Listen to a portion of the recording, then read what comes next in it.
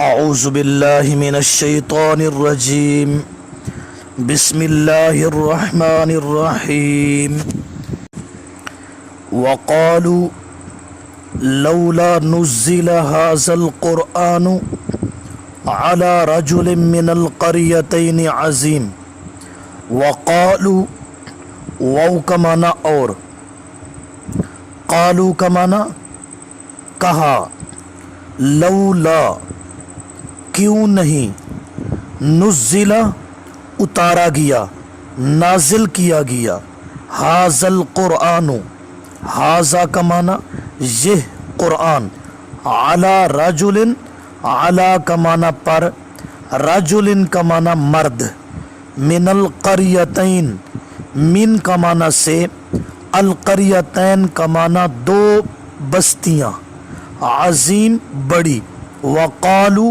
اور کہنے لگے لولا نزل کیوں نہیں اتارا گیا ھذا القرآن یہ قرآن علی رجل من القریتین عظیم اوپر آدمی دو بستیوں سے جو آدمی بڑا ہے۔ مکہ کے جو مشرک تھے انہوں نے ایک یہ بھی اعتراض پیش کیا کہ قرآن دو بستیوں میں کسی بڑے آدمی پر کیوں نہیں اتارا گیا، ایک غریب آدمی پر قرآن کیوں اتارا گیا۔ شکوہ بھی ہے اور توہین قرآن کے بعد توہین رسول۔ شرک کرنے والوں نے جس طرح قرآن کی توہین کی اسی طرح اللہ کے پاک پیغمبر صلی اللہ علیہ وسلم کی بھی توہین کر ڈالی۔ مکہ کا رئیس اور صاحب ثروت ولید بن مغیرہ تھا اور طائف کا رئیس اور صاحب ثروت عروہ بن مسعود ثقفی تھا۔ دو بستیوں سے مراد مکہ اور طائف ہے۔ بڑے آدمی سے مراد ولید بن مغیرہ اور عروہ بن مسعود ثقفی ہے۔ کفار مکہ نے کہا کہ اللہ نے نبی بنانا ہوتا تو ان دو بستیوں کے کسی ایک مالدار آدمی کو بناتا، اس غریب اور یتیم کو کیسے نبی بنا لیا، لہٰذا یہ نبی نہیں ہو سکتا۔ پہلے تو انہوں نے کہا تھا کہ اگر نبی آنا ہوتا تو نوری مخلوق میں سے آتا، ملائکہ میں سے آتا۔ اب کہنے لگے کہ اگر انسانوں میں سے آنا ہوتا تو مذکورہ دو آدمیوں میں سے ایک آتا، یعنی وہ لوگ شرک و کفر کرنے والے، وہ لوگ نبوت اور بشریت میں منافات سمجھتے تھے، یہ ان کا اصلی عقیدہ تھا۔ اب انسانوں سے جو نبوت کی بات ہے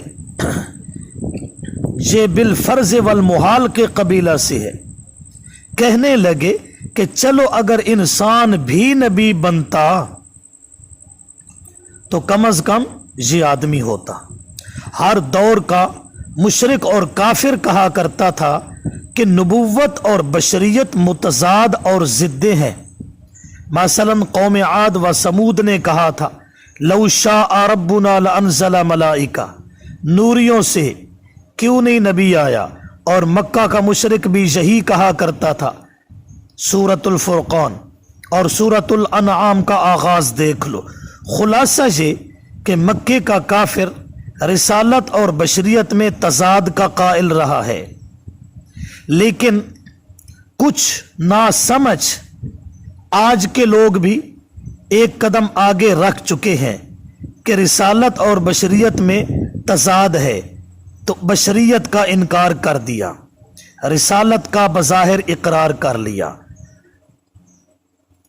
کل کے اس آدمی کی بھی غلطی تھی اور آج کے اس کی بھی غلطی ہے۔ اللہ کا پیغمبر سب سے پہلے اپنی بشریت اور عبدیت کو منواتا ہے اور اس کے بعد اپنی رسالت کو منواتا ہے۔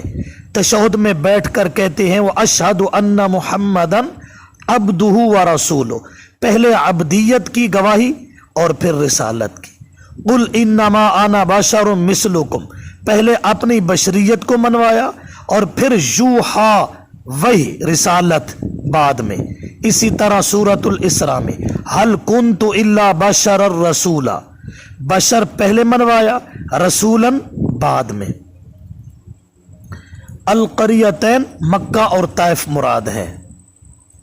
القریتین سے مراد شہر ہیں، کیونکہ بلاد کو قریہ کہہ دیتے ہیں۔ مکہ اور طائف کو اللہ نے قریتین فرمایا ہے۔